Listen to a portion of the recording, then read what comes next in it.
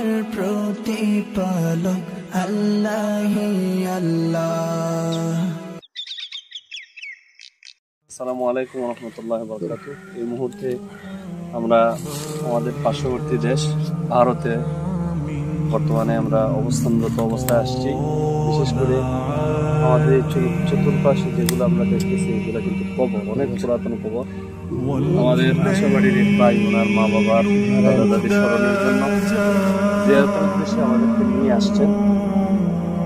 তবে আমরা এটি বলতে চাই যে আসলে আমাদের পূর্ববর্তী যারা ছিলেন তারা আজকে অন্ধকার কবরে শুয়ে আছেন, আমরা আজকে জীবিত। আমরা আসছি ওনাদের কবর জিয়ারত করার জন্য। আসলে মানুষ যখন অহংকার তকব্বরি রিয়া যখন মানুষের ভিতরে আসে তখন আল্লাহ রাসূল বলছেন তোমরা কবরের পাশে যাও।